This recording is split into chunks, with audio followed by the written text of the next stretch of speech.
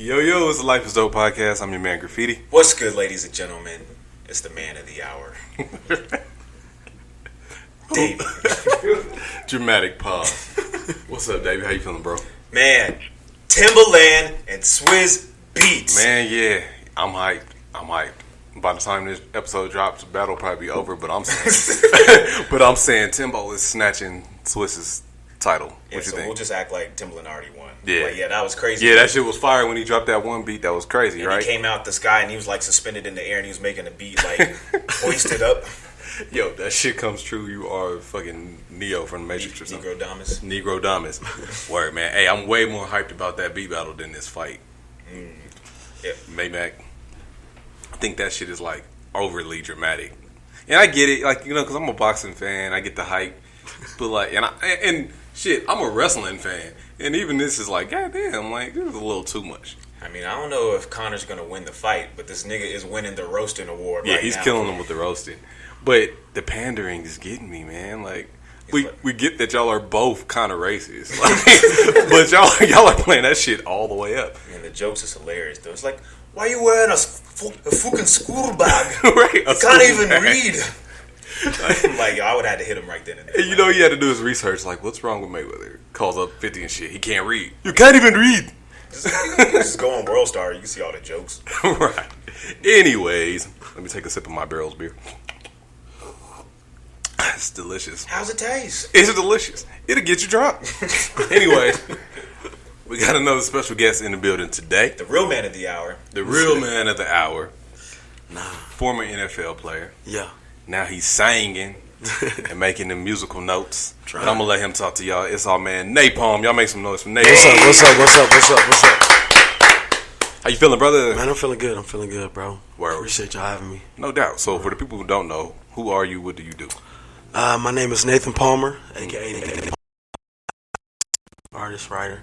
I used to be a professional football player out here for about 3 years. I played with a lot of teams, and it kind of led me to try to figure a different path out, man. So, and here I am today, chilling with y'all. So Nice. yeah. Well, I reckon you came in here looking like a rock star. Man, what kind of music do you sing? Man, we call it Rock and B. Rock and B. Rock and B, that's a new project. Last project I put out, Winter Vibes. It was, traditional R&B. I kind of went pop route, but we had a few talks in the lab a couple times, and I was like, I kind of want to try something different. So it's definitely like Rock and B for me. Rock and B. I like that. That's kind of dope. Yeah. So it's not trap soul, but rock and B. No, it's not trap soul. It's Rock and B. Okay. I grew up with that kind of. So like, I was about to say, like, what kind of rock influence should we expect? Man, like I had a lot of Kings Leon. I had some Metallica like samples in there. I had Rolling Stone sample in there. So I'm probably giving all that away, but I don't care. They can sue me. Right. Allegedly. Might have those. I might have those samples in there, but a lot of that influence, and Miguel is he kind of ventures and studies that sound too. Right. So I studied a lot of Miguel, a lot of Prince, before I made this album. So and it was definitely a good experience for me, man, and a definitely a different sound for me. But I like it. I feel more comfortable with it. So Rock and B. And it's kind of like easy to transition into R&B because, like, especially if you're already playing football, you're already in great shape. Like, you don't really have to get into R&B shape like that. Man, it's harder than it looks, bro. It's harder than it looks, bro. You don't have to get into like physically R&B shape. It's like the music. You just look like you do R&B. Nah, bro. It takes a lot, bro. Even more so, like in the music world, you being a producer, everything. Y'all don't sleep, bro. Yeah. In the athlete world, we got the right amount of sleep, the right meals all day, every day. Like, you be in the studio at 2 a.m. Right. It's hard to get a salad. You know what I'm saying? You got to eat some fried chicken and stuff. So it's definitely harder than it looks. Definitely a lot more trips to Manitou Springs, walking the incline and doing things like that. But it's definitely a little easier. I know people are curious because I'm curious. Let's get a little more into the actual transition. Ah, man. Let's rewind. What part about it? Let's rewind it back to the NFL days. Yeah. For one, how'd you get started? What I mean, you just an athlete growing up? Yeah, man. I came from a very athletic background. Okay. Like most people don't know, my mom's like a Hall of Fame basketball player and track athlete in Mississippi. So my dad was played with Walter Payton at Jackson State for a minute, all kinds of stuff, bro. So my brother was an Olympic sprinter. Shit. So I actually had the least talent probably out of the family, but I just worked pretty hard. So and I got lucky. Word. You know, my number was 13. They used to call me Lucky 13 and everything. So I pretty much got lucky, bro. Word. Just to be quite honest. I mean, what was that though? Because you know, there's a lot of kids out there like, oh man, I want to make it to the NFL one day. I'm good. Man, it takes saying no to your friends when you're younger. You know, it was times, man. You know, people used to deem me being fast. I had to work at being fast. Right. You know, in high school, while everybody went on spring break with their families and stuff, I was training with my track coach. You know, running and stuff, doing things like that, getting better for football. So it takes saying no to your friends. It takes a lot of studying. It takes a lot of schoolwork. People don't understand, like, school translates over when you get in the league. Like, all we did was study. It was mostly classroom work, you know, they called it. So to the kids out there, it's a lot of hard work, dedication, of course, with anything that you do in life, but you really got to say no to friends. Right. And that's where a lot of young kids get messed up. Right. They always want to be with their friends. So, what was the first team that picked you up? San Francisco. Okay. 49ers. Hey. Definitely. I went there. I actually went undrafted. And the only reason why I chose there is because they were the only team that called me during the draft and said, hey, look, we're not going to draft you. But like it was like third round they called me. We already took a receiver. But, you know, anybody that gives you an offer will match it, probably double it. And they kept their word. Word. You know what I'm saying? Everybody else would call me during the draft. Hey, we're about to take you right here. Another name go across the screen. So, you know, after sitting through 3 days of that, you just pretty much want to go with the people you trust. And I went with them, so. So how do you avoid friends and family once you get drafted because, you know, they just see you kind of like as a dollar sign and a come up? You know, how do you steer clear of all that? Or man, were you able to? It was hard at first. I definitely had some shortcomings with it. It's hard to say no to people you love. You know what I'm saying? And a lot of times when people don't see you why you're saying no, they don't understand. You know, they ask you for, my light bill due or something like that, and you be like, nah. But then they see you on Facebook turning up in the club. They're like, why you couldn't pay my light bill? And you sitting there like, I worked hard for this money. This is my money, so I should be able to enjoy it. But at the same time, you want to help your family and friends and stuff like that. But I set up a system actually. You know, I had my pops. They call my pops Joe Jackson. So his name is Joe Palmer, but they call him Joe Jackson. So if you had the balls enough to ask him for anything and take his answer, then if it got to me, then I knew it was something that needed to be handled. If it didn't, then it is what it is. So I sent everybody through Pops. Cool, Shout out to Pops. Shout out. So most recently, we know you from Denver Broncos. What would you say was your favorite team to play with? Man, favorite team to play with? Probably Denver, bro. Okay. There was so much personality on that team on both sides of the ball. Everybody was real genuine. We all was pretty much fairly young, but still had a lot of veteran presence in the locker room. So everything was laid back here. This organization was probably second to none. Yeah. I think probably the 49ers was pretty cool, but Chicago Bears was cool. But here was probably the best place I ever played. Like after leaving here, it was hard to find the same thing I had here, Right. So definitely enjoy playing with some of the guys, and then being around people like my locker was right next to West. You know what I'm saying? So being next to people like that, you grew up watching and things like that. Peyton Manning, I'm from Indiana originally. I was born in Indiana. Okay. So growing up watching him and walking into a locker room, and the first thing he walks up and say, "Hey, Napalm, how you doing, man? Yeah. Welcome to the Broncos." And he like, "Bro, you know my name?" Like, right. So it's like, he was cool. So this is probably the best place. Word. So how did that story end? How did that story end? Yeah, what got you out of the NFL? Man, bro, to be honest with you, the start of it, I'll give you the start. Okay. I'll give you the start of it.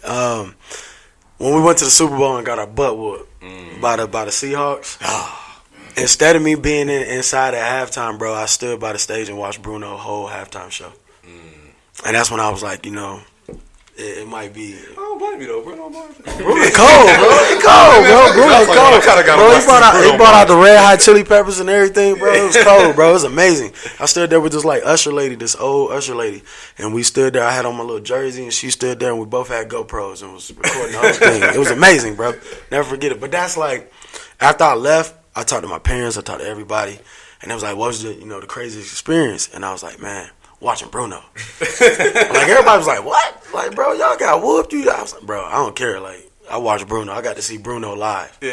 You know what I'm saying? Like, that was amazing. That's a true love for music, right? Bro. Yeah. And, shortly after that, I would catch myself writing lyrics instead of doing the plays. I used to sit, like, 2 seats down from Peyton, bro. Like, no BS. Like, right here. Could reach out and touch him. It was Ronnie Hillman, Emmanuel Sanders, and Peyton. Yeah. And I used to be sitting there writing lyrics and meetings, bro, and not paying attention to, like, the plays. But I still knew plays, bro. I would get, like, 90 to 98% on my little test, my little game test and stuff, knowing the plays. Right. I knew all my checks. I knew the signals, everything. But I just couldn't, like, stop writing lyrics, bro. Yeah. And they wasn't even the best lyrics or nothing, so it was like I really was in there wasting my time, but, right. I just couldn't stop. That passion was a little stronger than... Bro, it got to the point where I was waking up every day regretting being there. You know what I'm saying? Because I wanted to go do something else. So, wow. How did your teammates feel about you wanting to pursue that? Did they know? Yeah, they knew. A lot of people knew. Like, we would have talent shows, all that kind of stuff. I would have to sing every year. Normally, that's a rookie thing. Or... I remember one year Kubiak put up, I released Rings or something like that. It was like a inspirational song. He put it up on the board, like things that happened this week for the Broncos. Napalm released a song. Like, you know what I'm saying? Like, people knew it. You know what I'm saying? So the good thing about most of my teammates is a lot of them would come out and see shows, or they would hear the music and they'd be like, yo, you really got talent. Why are you here? Right. That used to be the question I would get. Like, bro, you're not starting. Let's be real. You're not making $1 million like the rest of us like that, bro. Why are you here? Go pursue what you love. You know what I'm saying? We all support. So once I started getting that on a consistent basis, it was kind of like, all right, I think I can go do this. So damn, that's a real message right there. On the topic of money, do you feel like football players should be making as much, if not hell more, yeah. as I'm back in the no, cut. yes, Oh yeah. yeah. Hell yeah. Especially with like the NBA, it looks like they're just making it rain right now. Bro, like it's ridiculous. Dude got 200 million from Adidas or whatever he with, Nike, somebody, and then 200 million from your team, bro. Half of us would be lucky to see that off the field. Like half of us, no bull. Like half of us, as a collective, be lucky to see 200 million off the field. You get what I'm saying? So it's in our bodies, bro. Like, I wake up, my homies be looking at me. Sometimes I'll be limping, and they be like, bro, you ain't even like, I wasn't no reckless, like, abandoned type player or nothing. So they're like, bro, you was kind of safe. And I'm like, bro, I still got aches and pains, bro. You know what I'm saying? I was in a car wreck every day, whether I was in practice or not, or stopping. Like, you ever ran as fast as me and had to stop on a dime?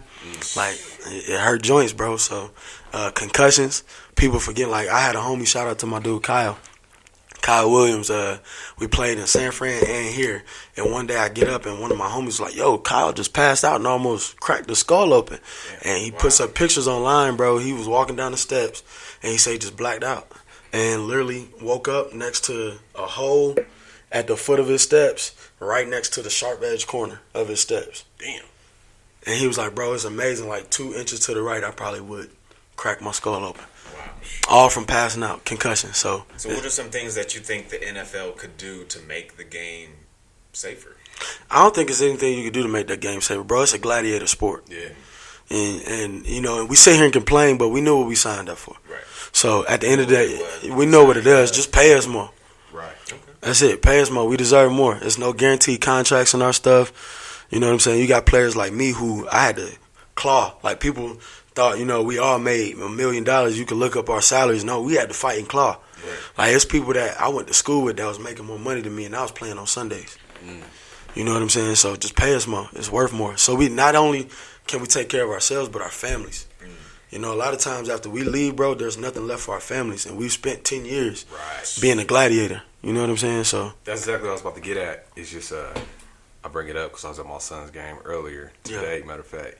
And that's not really that's not really the route that I would want a child to take. I mean, football is fun, Yeah. But if you don't really have a passion for the sport, it's kind of like, it is because what it is. I don't see, and you can correct me, I don't see the longevity career-wise in being a professional football player. It's a stepping stone, bro. Because I know so many former football players that just be kicking it with us. Like, you know what I'm saying? Not, you know what I'm saying? No, for real. No, it's a real But thing, straight bro. up, so it's like if you're not top tier making that super $1 million, bro, it's kind of like, what are you doing for real? You know? So, bro, the average life expectancy of being in the NFL is 3 years. Wow. That's not even pension. You got to have 3 years and 4 games into your 4th year to get pension. You telling me I'm below average? Like, the odds are against you. right. Why? Right. Why go do that? Why beat your body up? Go play, like, soccer or something. Yeah. Go play baseball. Yeah. Yeah, you know? for real. Tennis, swim, do something. Do something we ain't never done before. So with that being said, you was like, you know what? I'm going to follow this music passion. Man, it was worth it to me. I felt like my love for music outweighed my love for football, and it started to show a lot.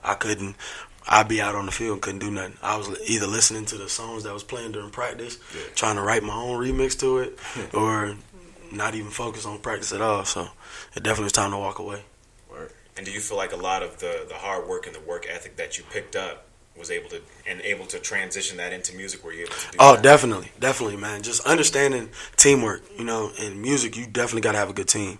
And I was fortunate to play on some really good teams, you know, and they taught me how to work with others, how to stand your ground on certain things, how to bend for certain things. And in this music game, you got to be able to take constructive criticism. Right. You don't have to take the negative stuff, but you got to take the criticisms. And being coached for I don't know how many years, it's able for me to be talked to by people that's working with me and in the studio with me and doing shows and telling me, all right, you doing this wrong, or maybe you should write this or do that. So, but it took me a little time to get there. You know what I'm saying? Because I went from being a top dog to I'm in the music game and I'm a nobody. So, and I got to build it back up. So that messes with somebody's ego too. Yeah, and you've actually been able to get in some doors that, you know, a lot of artists haven't been able to get into. Oh, yeah. Was Capitol one of them? Can you talk about Yeah. I have a unique relationship with somebody at Capitol. Okay. Shout out to my dude Azim, Azim Rashid, and he's definitely he's been a person that's always looked out for my music. He's one of those that's always told me it can get better. But he's one that told me too, as well as he was the first person I called when I thought about leaving the NFL. Wow. And one thing he told me, he was like, bro, it's a lot of luck in this game. You know what I'm saying? So if you're going to do it, I can't tell you not to chase your passion, but understand it's not just making good music no more. It's a lot of luck.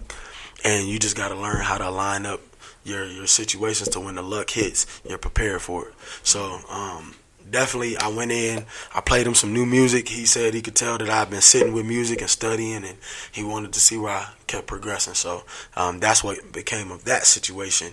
And now I'm starting to get the eyes. I think a lot of people didn't take me serious. A lot of people was like, it's just an athlete that wants to do it. So I think now I have the eyes of, okay, maybe this dude does make music, so let's hear him out. Versus just being like, you played in the league, come on, let me get some tickets. Let me hear you. So right. That brings up a good point. So what do you think is the difference between you and other athletes that try to rap or try to sing or, just try their hand in music? I left to do it. Mm-hmm. They still playing ball. If they didn't have ball, they wouldn't be doing music. I would be doing music whether I play ball or not. I grew up a musician. I played the drums since I was the age of 4. Hey. I've been a church kid. I directed the choir. I've done all that. Yeah. I was in show choir in high school. I did everything. So, and I know it's other athletes who've done it. There are very talented athletes out there that have done it.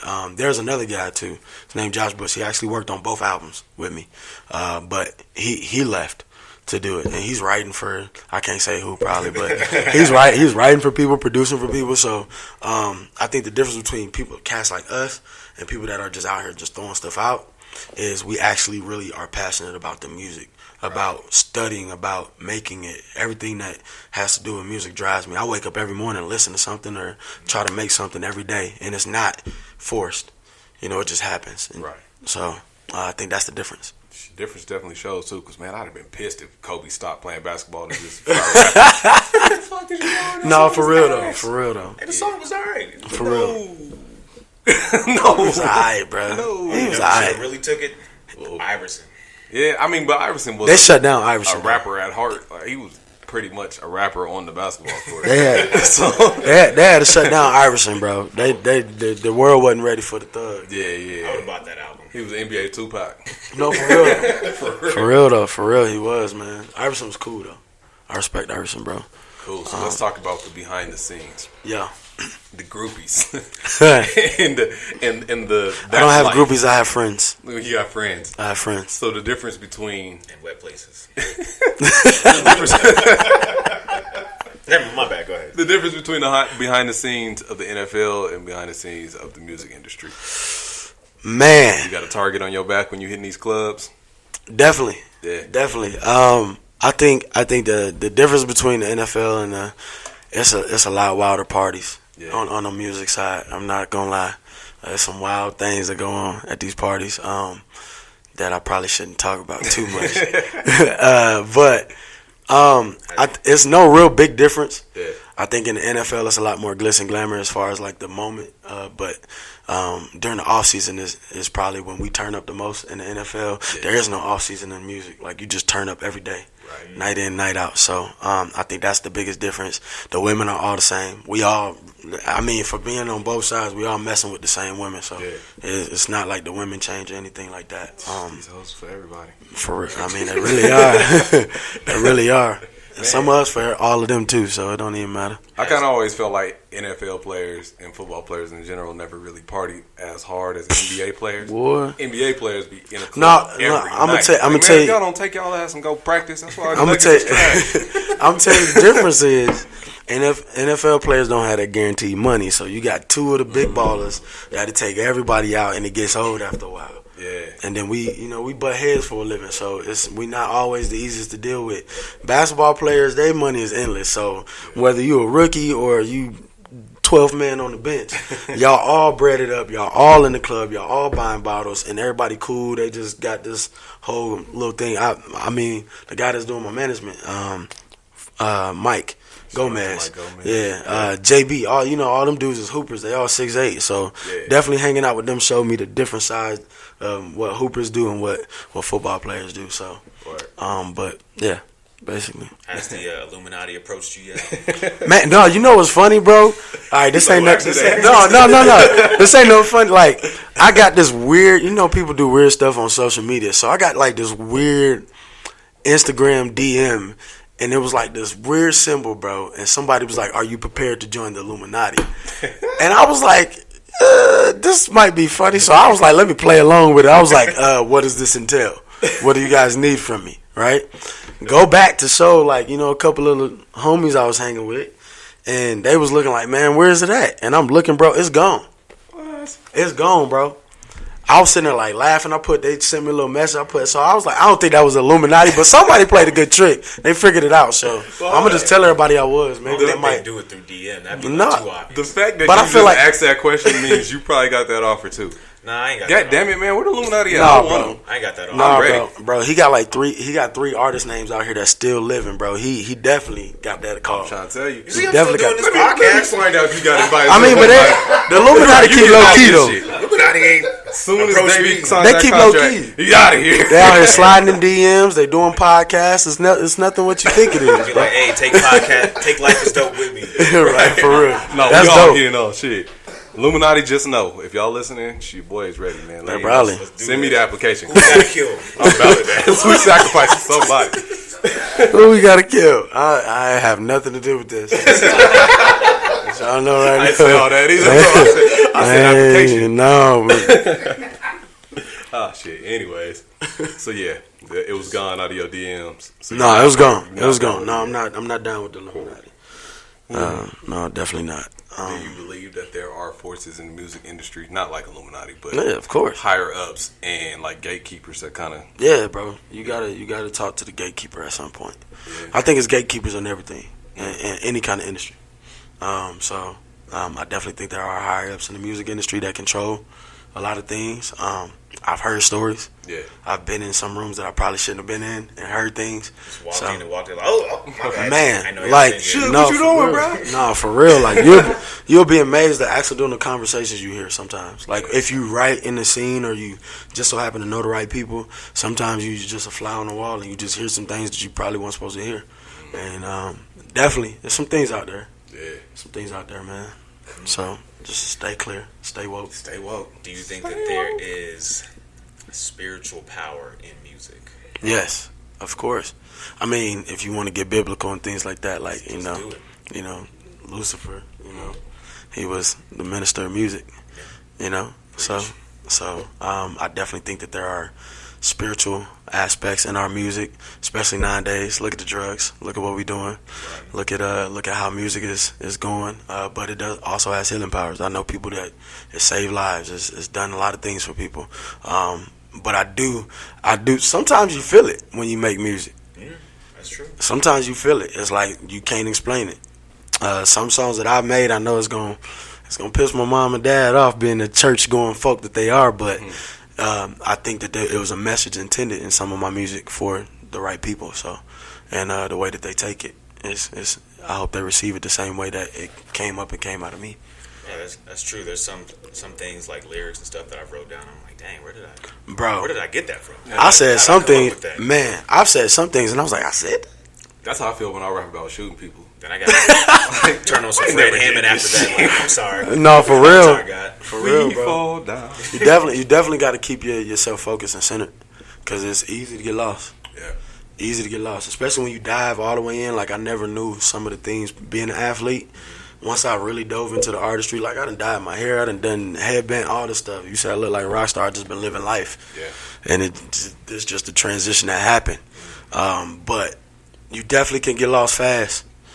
It's been a trying year for being away from football, so definitely get lost. Quote that Illuminati DM. Yeah. Are you prepared?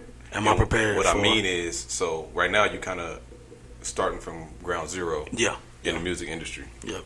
Once you're all the way in the game, and it's like you up there with like some of your influences and all that, and that life is really on you. Yeah. Are you ready for that? I'm cool with it. Yeah. I think the good thing is, it's like anybody that gets one thing at one point in their life and then they lose it and then they gain it back again. You ready? You better prepare for the second time. You know what I'm saying? I went early, bro. Like my freshman year in college, I popped off, biggest game of a freshman in the MAC, and then went off from there, went downhill. Then I went to the league, popped off, went to Super Bowls. Then fell down, was playing, starting, fell down. So now I think I'm better prepared for once I do get up to that level, that I'll be able to kind of move and shake the right way. I won't be sitting there kind of not. A lot of times I feel when you lose those things or you're not really prepared for that is when you don't expect it. I expect that to happen now. You know what I'm saying? And I expect all my homies to come with me. Right. So versus when I didn't expect to be in the league. Man, if you'd have asked me, I don't know how long ago, like where I was going to be, I wouldn't have told you I was going to be in the NFL. I might have said NBA. I swear I could have hooped, bro. I could hoop. I was just short, but I never would have thought I would have been in the NFL. So I didn't expect that. And then when I got there, I didn't expect to make a team. Yeah. You know, I came in with Randy Moss, Ted Ginn, Crabtree, all these dudes. I was competing against them. Legends.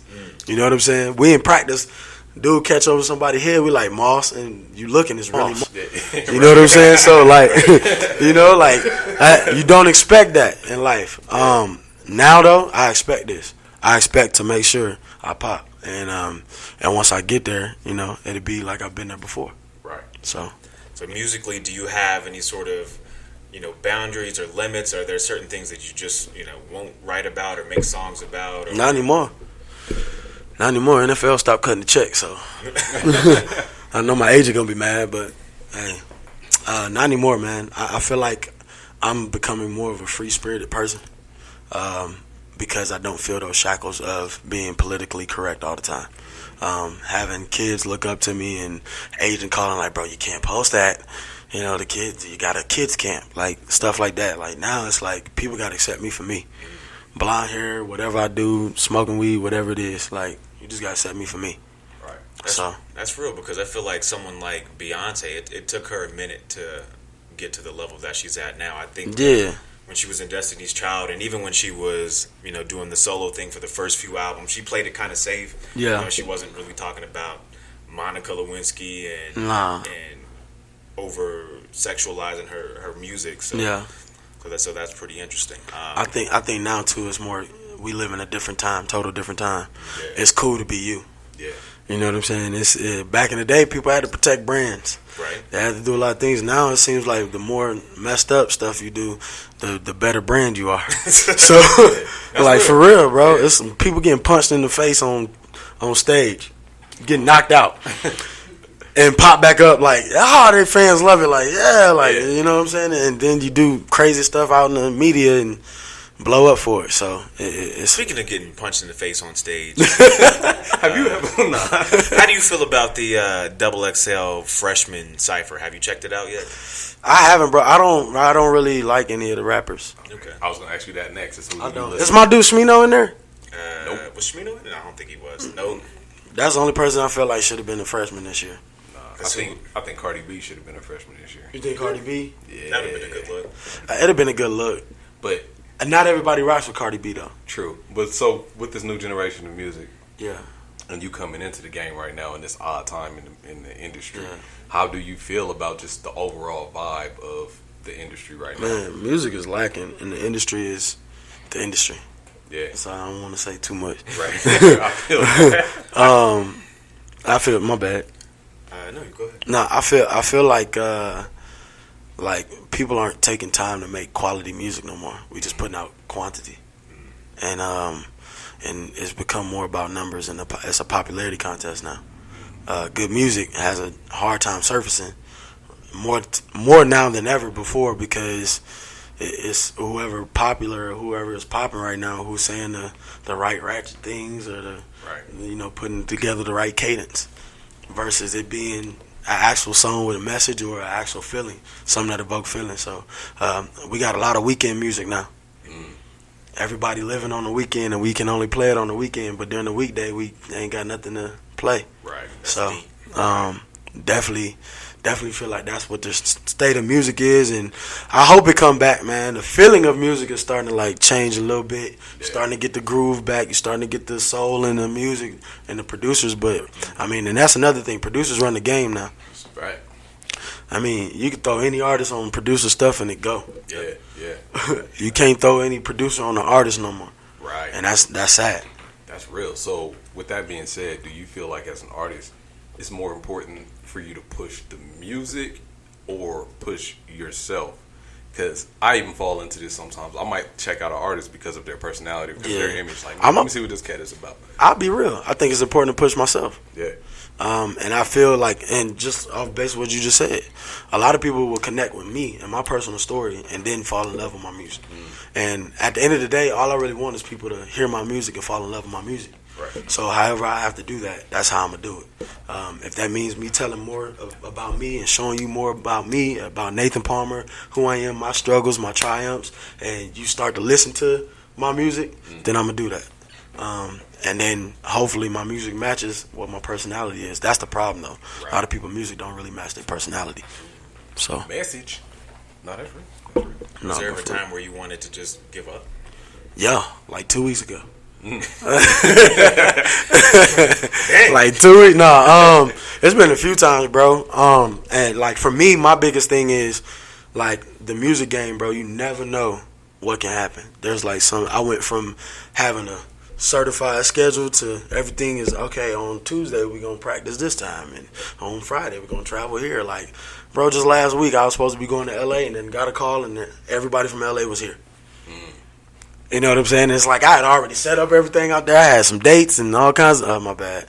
I had some dates. I done gave stuff away. So, you had dates? I thought I was the only one. No, I had dates and everything. A lot of stuff just set up for me to do in LA and get done in LA, and then it just switched like that. And then not only that, your music. You know what I'm saying? A lot of people can tell you. I had a girl walk up. We just did a show at Summer Hall. And a girl walked up after stage, and everybody, giving me the pat on the back. Hey, man, you did a great job. She walked up and was like, yeah, I think your lyrics suck. And I wanted to look at her like, man, what the fuck you talking to? You know what She listened to the lyrics. She listened to the lyrics. That's but, like, to be able to receive that, though, it's kind of hard because, in football, somebody tell you suck, you just like, all right, look. You know what I'm saying? I'm ready to take your head off now. But in music, it's very different. And that type of stuff is like, yo, you want to reach everybody, and when you don't reach everybody and you're not used to hearing those kind of feedbacks and things about your music, it'll test you. It tests who you are. It's humbling. So Definitely. And it's been hard. Booking shows, doing all that stuff without being in the NFL is very harder than being in the NFL. So, and getting people to see the true talent is very hard. And I've definitely thought about giving up a couple times and just going back and playing ball. So what keeps you going then? Looking at my homies, and then just I'm the type of person when I set my mind to something and I make a goal, I don't never want to be a failure. I never want to be a person that I gave up. So I told myself, when I left football, it was no going back. I had a guy tell me, burn the bridge. Burn the boat, not the bridge, burn the boat. And a lot of people take a boat to an island, and then they keep the boat there just in case they want to go back to the mainland. And he said, when you go to that island, bro, you got to burn that boat and never look back. You got to thrive on that island. So I definitely want to burn my boat. There's a couple times I thought about rebuilding a new one, but, burn the boat. Burn the boat, man. That's real, man. So I think personally, just, from the outside looking in, I follow a lot of upcoming artists and all that. I've been rocking with you just from the outside. And it seems like you're starting to bubble slowly but surely. Like, I'm seeing you on more shows. Name is starting to come up a little bit more. On the flip side, I know artists can fall into a spot where that happens, and then that's just that. Yeah. But I know you have a solid management team behind you. Yep. Let's talk about how important that is, the people that's helping make things happen. Man, having a plan. When you got to sit there, you got to make the music, plan how the music's going to go out, plan who's going to market it, plan who's going to do your PR, planning how you're going to get booked on shows, what shows to do, what market to be in. That's a lot for artists to be creative, thinking about all of that. Yeah. So having a good management team that can just take all of that pressure off of you to tell you to just go be a creative makes a world of difference. Yeah. And that's something I never had before. So shout out to my guys. And it's not only Mike and, there's Carlos from B&M Management. It takes a team, bro. Yeah. And I'm used to, I had agents. I had the main guy I talked to, but it was like 4 of them that would talk to me. So I'm used to having that as a system. Yeah. So when I didn't have that first starting off, it was like, I need more people, because I can't just sit here and do what I want to do as an artist and be as great as I want to be, thinking about all this other stuff. So definitely a team is everything, bro. If you don't have a team, you dead in the water. Real. And that's just real. You can make the best music at all, but if don't nobody know how to get it out there to people, what people to listen to it, and then how to market you and sell you better than you can sell yourself, then you dead in the water. You just making music for you and your homies. Yeah, and that's real.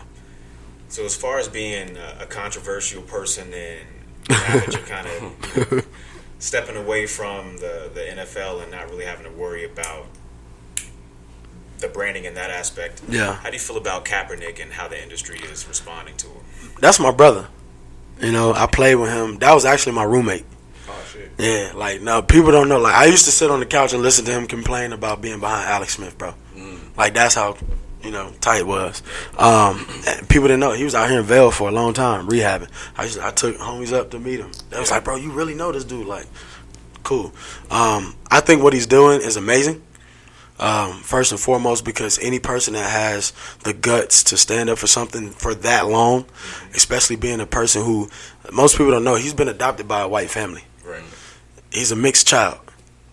His mother and them left him when he was, a kid. So he's been through things already. He's a strong dude.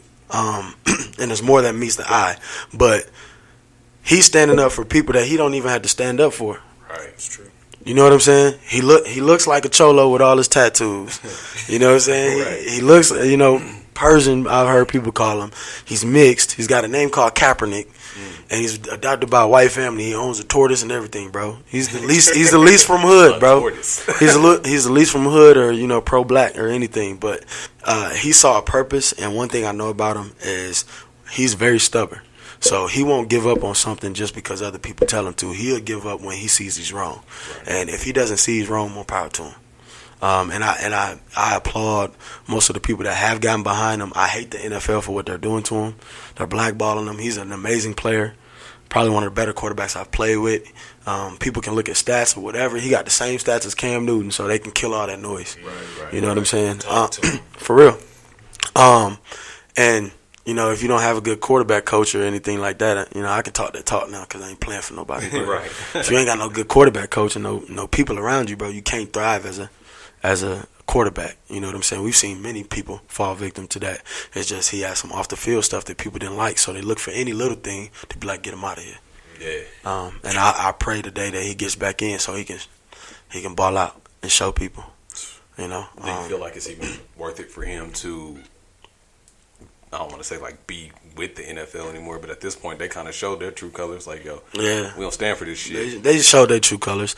I think it is. I think it'll all come full circle if he can get back in and focus and play and do great things in the NFL and show people that, look, I stood for something. I went through my downfalls, but I never lost sight of my goals. Right. You know what I'm saying? And I feel like if he doesn't go back, then what did you do it for, bro? You lost your life. Right. You know, something that you really love, standing up for something. And then we all know, bro, as a person who's played in the NFL and left, bro, the people that was with you in the NFL are not going to be there when you're gone. Right. So that's one thing I pray he never has to go through, but I know it's something he will go through, and then he'll sit there and question if what he did was the right thing. Yeah. And as a brother, we talk all the time. And as a brother, I hope you see this. I'm probably going to send it to him, but yeah, send it to him. I stand with Colin. Shout out. Yeah. But hey, I stand with you too, Colin. Nah, I definitely pray that things can be resolved in a timely manner. And in a great fashion to where he doesn't lose sight of what he stood for, but people see his side and he sees other people's side. I've talked to him about it. Like, yo, you gotta see where everybody coming from too, bro. So, definitely. So what does Nate Palmer stand for? Nathan Palmer stands for anything that's right and anything that's positive. It's hard to do the right things in life. I've been a victim of that. We all have. And it's hard to be very positive. So anybody that's doing something that is right and correct, whether it be telling the truth in situations or backing off of situations, being a bigger person or making great music or not telling people they making horrible music, whatever is right. I'm a believer in that, whether it hurts you or not, and being positive. I'm on this whole new spiritual wave. Like I've talked to God, I've been out in nature, I've done things, I've experienced life a little bit more. And I definitely like positive vibes, bro. It's funny, we was joking about the energy stuff with Diddy, but like I really been on that, bro. Like I'll tell my homies in a minute, like, bro, I'm not digging the energy today, bro. Yeah. Like we gotta switch it up. Like, and that was before we saw that. Yeah. So I'm definitely on that, bro. Positive vibes only. I can't deal with no negative stuff. It makes me a negative person, and a person I'm not. So more about the music. So recently you dropped a project called Winter Vibes. Yeah. What was the influence behind that? My girl left me, bro.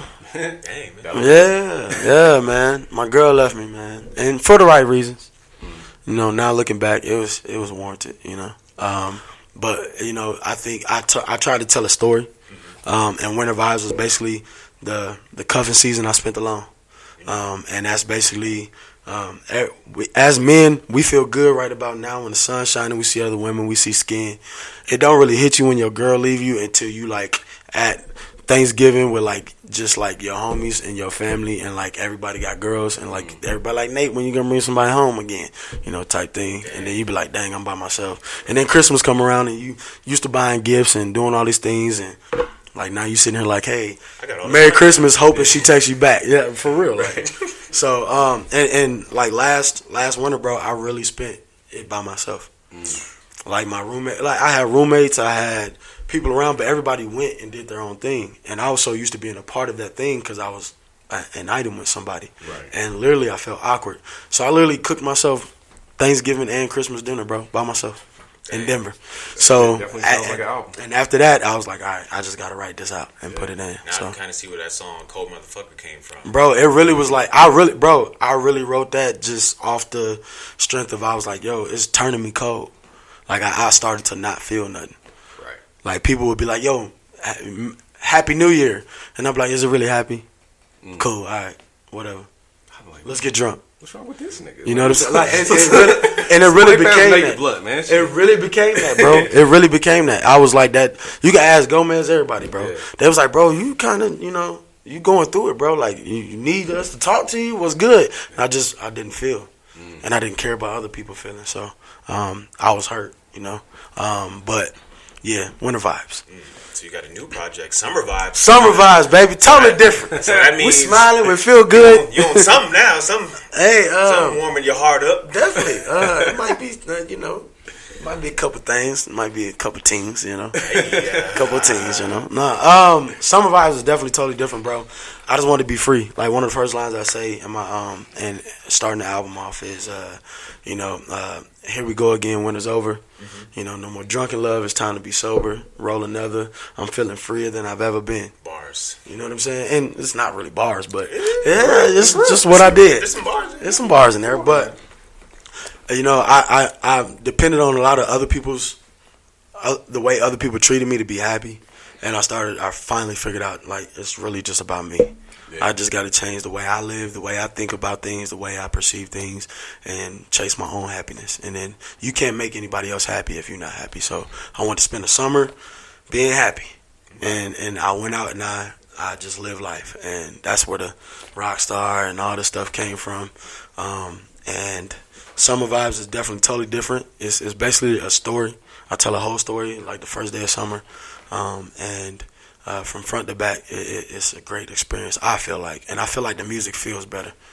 So I feel when I'm on stage, I get chills every time I perform it. So, is there a release date for it yet? Yeah. July 21st, actually, this Friday. So, hey, July 21st. Yeah, so this 21st, right? So this album is out. Go get that right now. Go get the album now. Yeah, This album's out right now. It's out now. It's out now. No, yeah, it's out now. Word. Go get it. Go pick it up. Everywhere, iTunes, Spotify. I'm inspired, bro. You put out a good energy right now. I appreciate it, bro. I was hoping I brought the right energy, and ain't nobody had to tell me to change it. And I'm glad you spoke on that, man, because, like, sometimes I be feeling corny. You the energy guy? You one of those? John MC in the back, the energy guy. But I be feeling corny sometimes because I try to preach that to people all the time, man. Like, it's real. Mentally, just personally, like, mentally, when I was like, you know what? I'm just going to try just being positive all the time. Man. Even when I'm down, it's just like, you know what? Let me find something good about today or just something good. And then, like, it really works, you know what I mean? Like, everything really you start to involve yourself in, it starts to flourish, and, like, people see around you, like, yo, this dude's winning because he's being positive. And it's also the law of attraction, too, bro. Yeah. Like, I feel like your vibes attract the same vibe. Yeah. If you got negativity, if you're giving off that, I feel like you're going to get that back. Mm-hmm. Like, when I was super negative and I was, like, angry all the time, that's all I got. Yeah. I got bad. And, like, now, I've switched the vibes of everything, and now it's like everything is kind of falling in place for me. Right. And I feel like when you give off those good vibes, it's going to come back to you. Definitely. So definitely, I'm a firm believer in that, bro. It's not corny at all. Yeah. Like, people, it's corny to people that don't understand it. Right. So let them not understand. It's not for them to understand. And that's what I'm getting better at. It's like, yo, who cares what you feel about this or how you feel? Like, this is what I understand. This is what I know. It's working for me. It's working for me. Right. So, definitely. So what's your favorite joint off of Summer Vibes right now? Do you have a favorite? Ooh, my favorite? Free Spirits. Free Spirits, man. Free Spirits is probably, it's a tie between that and Fall. What's the inspiration behind Free Spirits? Free Spirits was really, I rewrote it 3 times, but it just felt good. It's just straight guitar, alternative. It sounded like rock, country at first. But it was about sharing a moment with a woman.